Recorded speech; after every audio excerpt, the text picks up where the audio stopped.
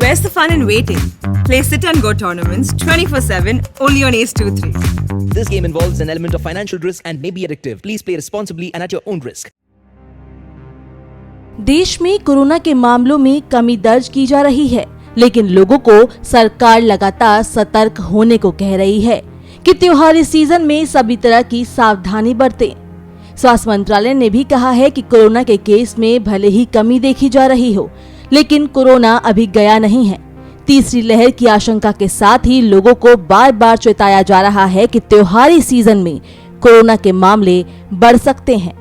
सरकार के द्वारा वैक्सीनेशन को लेकर भी लोगों से अपील की जा रही है कि कोरोना की वैक्सीन लगवाएं, क्योंकि इसको सबसे कारगर उपाय माना जा रहा है। वहीं अब लोगों की नजर बच्चों की कोरोना वैक्सीन पर है। देश में अब तक 95 करोड़ से ज्यादा लोगों को कोरोना की वैक्सीन लग चुकी है। इसी बीच दिल्ली एम्स के सेंटर फॉर कम्युनिटी मेडिसिन के प्रोफेसर डॉक्टर संजय राय का कहना है कि अभी तक ऐसी कोई स्टडी सामने नहीं आई है जो ये साबित कर सके कि वैक्सीन बच्चों के लिए काफी प्रभावी होगी। उन्होंने कहा कि ICMR के सीरो सर्वे में कहा गया है कि लगभग 60% बच्चे कोरोना से संक्रमित थे।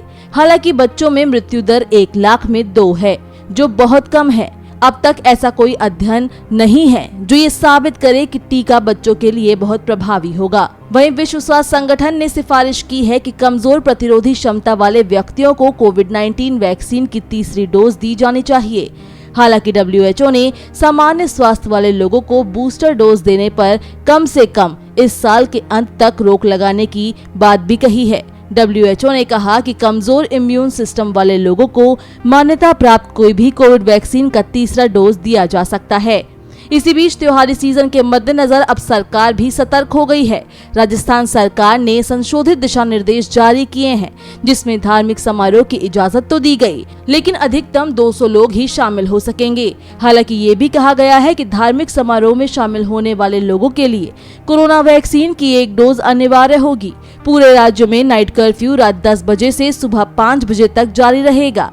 आपको बता दें कि केंद्रीय स्वास्थ्य एवं परिवार कल्याण मंत्री मनसुख मंडाविया ने भी लोगों से अपील की है कि कोविड-19 के प्रति लापरवाही नहीं बरतें, क्योंकि बीमारी नियंत्रण में भले ही है, लेकिन पूरी तरह से खत्म नहीं हुई है। मांडविया ने कहा, कोरोना वायरस से लड़ाई आगे भी जारी रहेगी, क्योंकि ये अभी भी हमारे बीच में है। कोरोना वायरस निश्चित रूप से नियंत्रण में है, लेकिन पूरी तरह से खत्म नहीं हुआ है। उन्होंने कोविड-19 के कारण भविष्य में होने वाले किसी भी स्वास्थ्य आपात स्थिति से निपटने में कर्नाटक सरकार की तैयारियों की सराहना भी की। वहीं देश में लगातार घटते मामलों के बीच अब केरल में भी संक्रमण के मामलों में कमी आने लगी है। लंबे समय बाद यहां कोरोना का प्रकोप कम होता नजर आ रहा है। आने वाले दिनों में यहां वायरस के मामले कम होने की उम्मीद है, लेकिन त्योहारों को देखते हुए सतर्क भी रहना होगा।